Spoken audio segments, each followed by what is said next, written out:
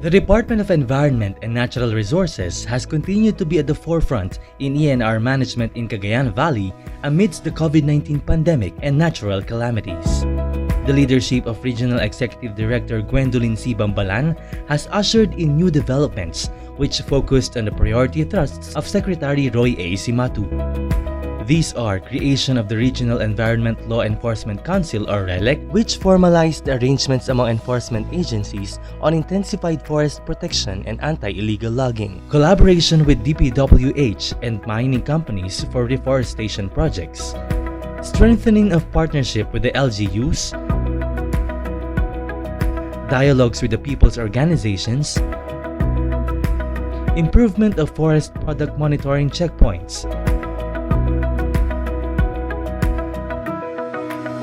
Regional Committee on Deliberation of Environmental and Administrative Cases that facilitated resolution of land, environmental, and administrative cases.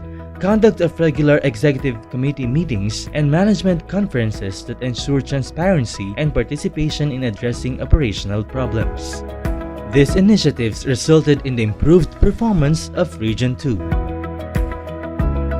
For clean air, the Environmental Management Bureau issued a total of 197 permits to operate.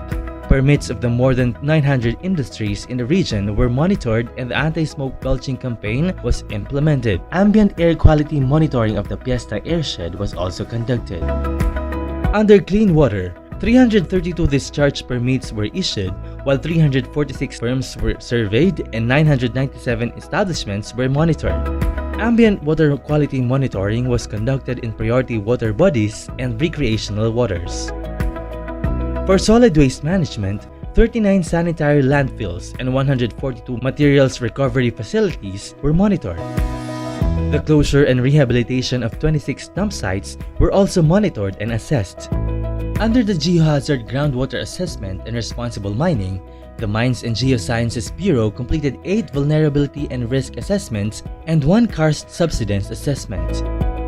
Groundwater assessment of 4 LGUs was also conducted, while 2 agreements and 79 other mining-related permits were issued.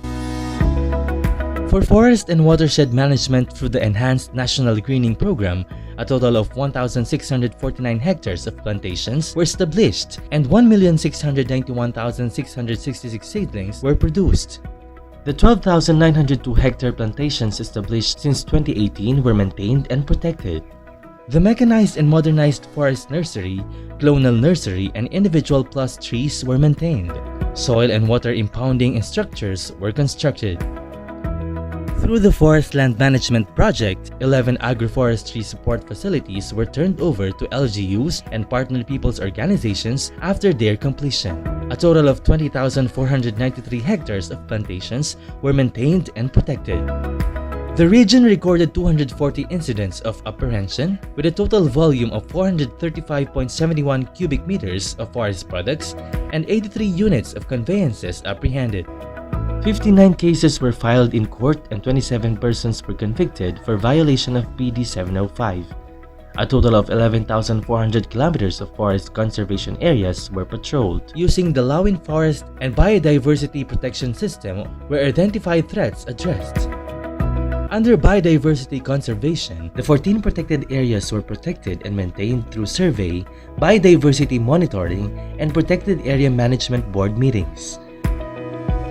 20 ecotourism facilities were maintained and 11 caves were assessed. To aid in biodiversity conservation, 62 wildlife enforcement officers were deputized and wildlife traffic monitoring units were mobilized. For coastal and marine ecosystems rehabilitation, 429 hectares of corals, 31 hectares mangroves, and 133 hectares seagrasses, including the water quality of 4 protected areas, were monitored. The 4 marine protected area networks were also strengthened and operationalized, and biodiversity-friendly enterprise of 9 people's organizations within the NIPAS MPAs were enhanced. With the improved land administration and management, a total of 641 agricultural patents and 1,719 residential fee patents were issued. 15 Memoranda of Partnership Agreement were signed with LGUs that intensified the titling process. To raise the bar of performance by the region, 62 appointments were issued and 21 learning events were conducted. These achievements were realized through the sense of unity exhibited by each personnel from the DENR, MGB, and EMB in Region 2.